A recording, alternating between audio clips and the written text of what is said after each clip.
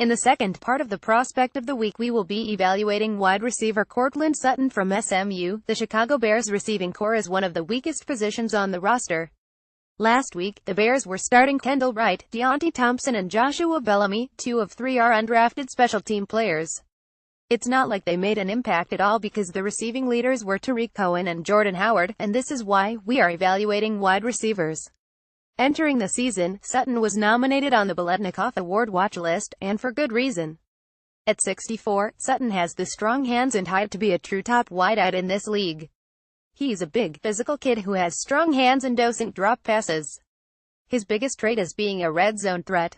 In his college football career, Sutton has a ridiculous 24 touchdowns, and already have 5 touchdowns in only 4 games in 2017. Bringing in Courtland Sutton would make a lot of sense for this team.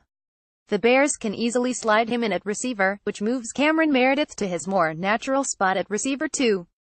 Given the lack of depth at wide receiver, selecting another wide receiver in the 4th round that could compete for the slot position or be a depth piece would be a wise decision by Ryan Pace. My pro comparison for Courtland Sutton is someone Bears fans should remember: Brandon Marshall. Trying to compare Sutton to Marshall was pretty hard. He's a huge receiver who makes the big catch, but I finally came to a conclusion. They both have the ability to break tackles and get yards after catch, a trait many of the Bears are lacking. Getting a younger version of Brandon Marshall will be very beneficial for the Bears and Mitchell Trubisky's future. The 2013 season was a very special one for the Bears wide receivers. Alshon Jeffrey had 1421 receiving yards and Brandon Marshall receiving yards. Ever since that season, it seems like the Bears have lost their star power at wide receiver. That's where Courtland Sutton comes in. There's no doubt in my mind that if he gets a steady quarterback in Mitchell Trubisky, he will have a great career. This wraps up the second series of the Prospect of the Week.